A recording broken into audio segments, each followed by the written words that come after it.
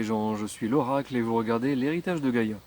Alors aujourd'hui, épisode numéro 39 en extérieur, nous avons 29 degrés, un soleil de plomb, un beau ciel bleu parsemé de nuages cotonneux, c'est mignon à souhait, et nous avons en prime un petit vent qui vient nous rafraîchir légèrement. Bon, il n'y arrive pas beaucoup, mais l'intention est là, je la salue. Vous l'aurez compris, la météo est toujours excessivement clémente, pour ne pas dire étouffante, mais je ne me plaindrai pas de ces conditions.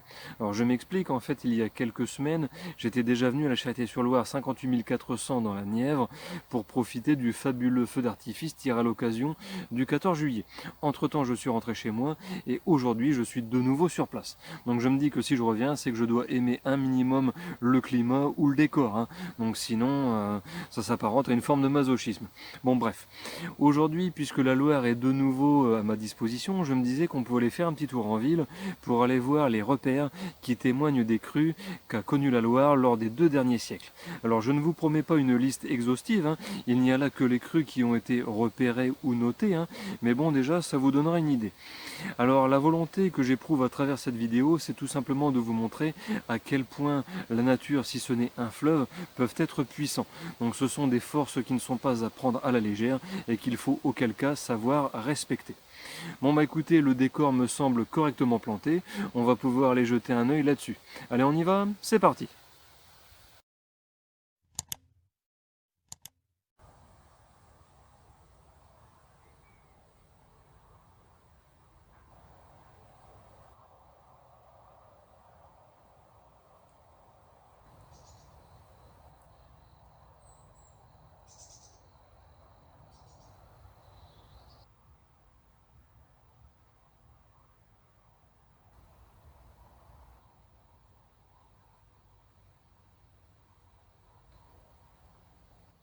Bon, chers amis, je profite de la fraîcheur tout à fait inattendue de ce petit sous-bois pour rappeler rapidement la définition d'une crue. Et ensuite, nous irons sur le terrain pour voir ce que je vous ai promis. Alors, je tenais à rappeler cette définition parce que il y a des fois certaines personnes qui ne savent pas ou qui ne savent pas très bien quand même. Donc, on le rappelle, comme ça, pas de jaloux, et c'est toujours ça de prix en passant. Alors, selon le dictionnaire Larousse, une crue, c'est l'élévation du niveau d'un cours d'eau résultant de la fonte de neige, de glace ou de pluies abondantes.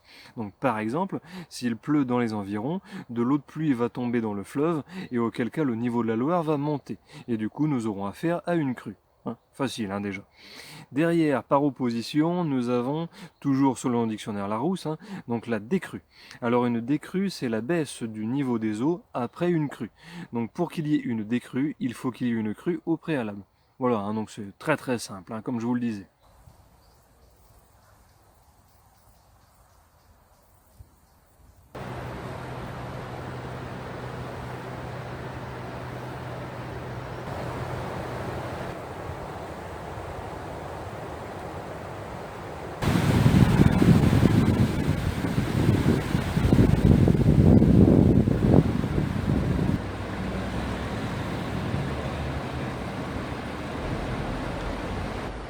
Bien, maintenant nous sommes tout près du premier repère visuel de crue que je voulais vous montrer. Donc mais avant, voyez déjà le fleuve, la Loire, à droite et en contrebas de ma position actuelle. Donc là, le niveau de la Loire doit vous paraître extrêmement bas, et vous auriez raison, puisque nous sommes en période estivale, il fait très chaud, les températures dépassent les 30 degrés, et il ne pleut pas du tout. Donc l'eau s'écoule, et lentement mais sûrement, le niveau descend. Donc rassurez-vous, ça va remonter, donc d'ici quelques temps, ça va aller très vite et ce sera très impressionnant. Donc la Loire ne sera pas à sec. Donc autour et à côté, nous avons un vieil ouvrage d'art médiéval fait de pierre de taille, donc encore une fois c'est très beau, ça vaut le détour, très ancien. Et là sur la gauche, nous avons un vieil escalier de pierre que nous allons emprunter. Donc je ne vous apprendrai rien, lorsque l'on emprunte un escalier, on s'éloigne de la base verticalement, donc on monte, donc on s'éloigne vers le haut. Donc c'est ce que je vais faire.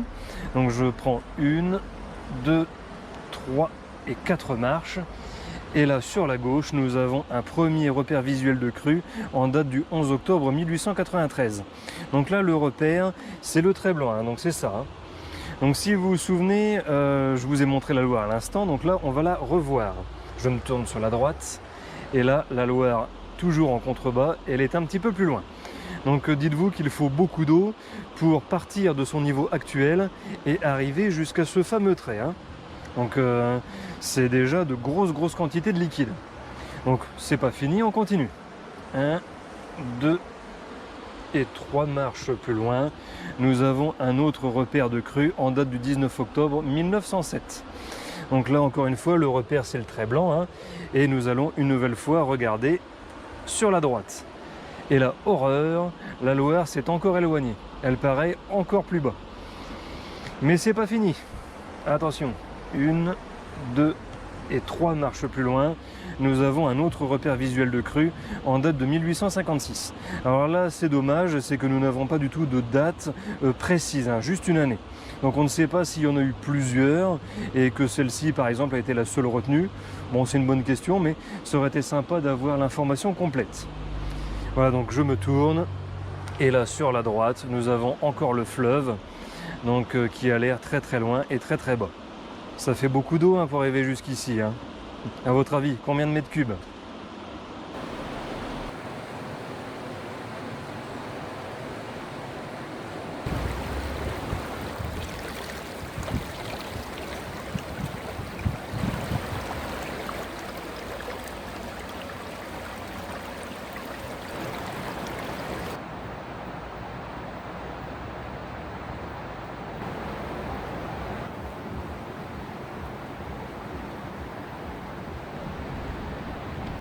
Alors là les gens, nous arrivons à mon repère préféré. Alors pourquoi? Eh bien tout simplement parce que en étant placé juste à côté du linteau d'une porte, eh bien je trouve qu'il est très parlant. Ça donne vraiment une idée de la hauteur de l'eau à l'époque et du danger que ça pouvait représenter. Donc c'est d'ailleurs beaucoup plus parlant lorsqu'on se met debout à côté, puisque moi-même je mesure pour information 1,80 m et donc ce repère est plus haut que moi-même.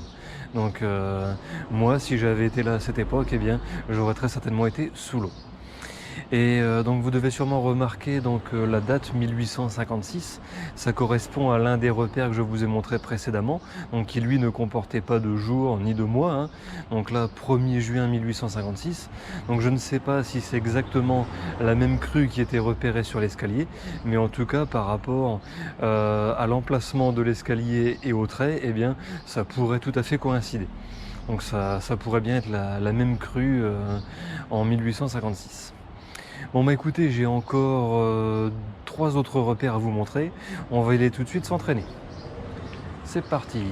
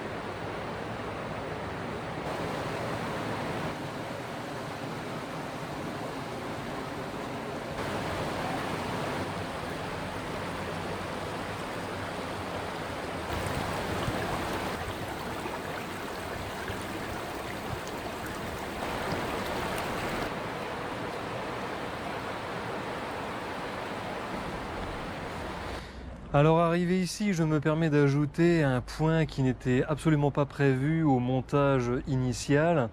Hein, donc j'étais en train de m'éloigner des précédents repères pour vous montrer les suivants. Donc je n'ai pas pris le même chemin et je me suis permis de flâner, et tandis que je bâillais aux corneilles, eh bien j'ai découvert un repère visuel de crue que je ne connaissais pas. Donc mine de rien, c'est utile, hein, de bâiller aux corneilles, hein. Détrompez-vous sur ce genre de choses. Et donc là, sur la gauche de ma position, contre le mur du pont, eh bien, en levant la tête, il y a un autre repère visuel de crue, en date du 19 octobre 1907.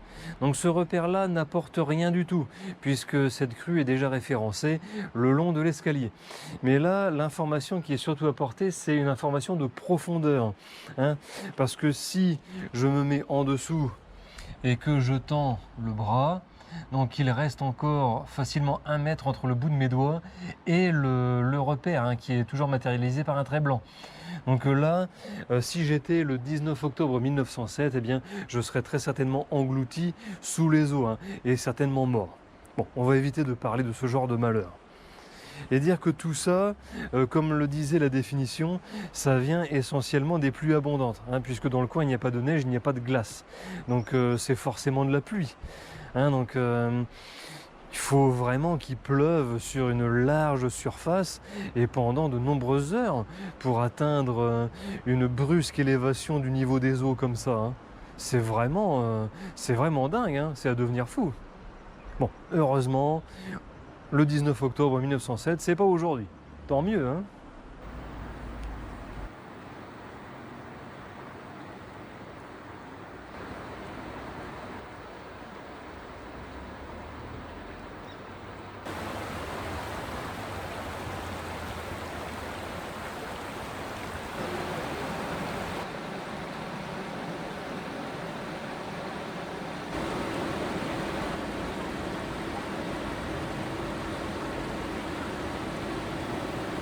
Alors là, nous avons les 3 derniers repères visuels de crue que je voulais vous montrer. Alors le plus haut date de 1846, donc on ne voit pas très bien, je vais vous traduire à chaque fois. Donc il s'agit du trait qui se trouve là. Celui du milieu date de 1866, ici. Et enfin, nous retrouvons 1856 que nous avons déjà vu un peu plus tôt. Alors là, ce que je trouve de vraiment dramatique ici, c'est que le fleuve est assez loin, aussi bien sur la gauche que sur la droite de là où je me trouve. Mais il est quand même parvenu à arriver jusque là. Incroyable, hein?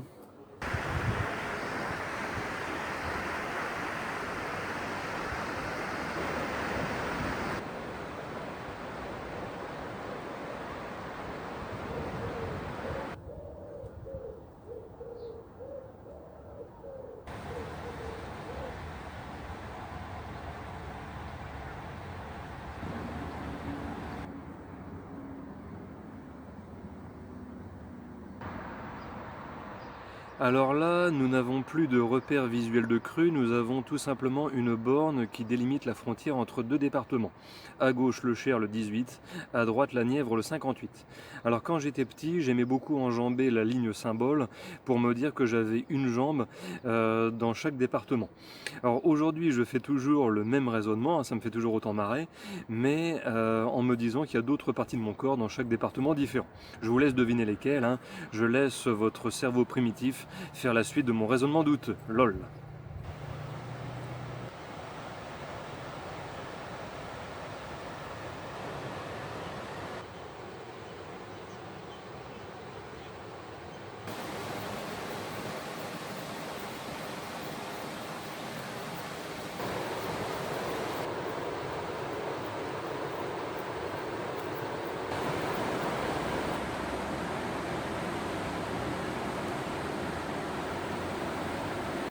Bon les gens, cet épisode numéro 39 est à présent terminé. J'espère qu'il vous a plu. Bon, moi de mon côté, je vous avoue sans peine que ça fait très longtemps que je connais ces repères visuels de crue de Loire, et donc la phase de la surprise de la découverte s'en est allée en même temps. Hein. Cependant, ça me fait toujours un drôle d'effet de les constater, surtout lorsque le fleuve est lui-même en contrebas en période de sécheresse. Hein. Donc ça nous permet de constater que l'être humain est peu de choses face à la nature, et encore moins face à sa propre colère. Hein. Donc gare à ne pas la provoquer. Hein. Ceci me semble être un conseil très avisé. Bon, sinon, vous connaissez les deals habituels. Si vous n'êtes pas encore abonné à la chaîne, je vous invite à franchir le pas. Hein. Abonnez-vous, cliquez sur le bouton s'abonner, activez la cloche pour être informé des dernières nouveautés. Partagez la vidéo, ça permet à la chaîne de grandir, de se faire connaître et surtout de prendre de l'ampleur. Hein. C'est important, surtout si vous voulez d'autres vidéos comme celle d'aujourd'hui. N'hésitez pas à lâcher le petit pouce vers le haut qui fait plaisir et qui motive bien comme il faut. Et si vous avez des choses à dire, exprimez-vous dans les commentaires. Vous savez que je vous lis et que je vous réponds, toujours avec beaucoup de plaisir. Je vous remercie de m'avoir regardé jusqu'à la fin et je vous dis à bientôt pour effectuer de nouvelles découvertes en bord de Loire. Allez, salut!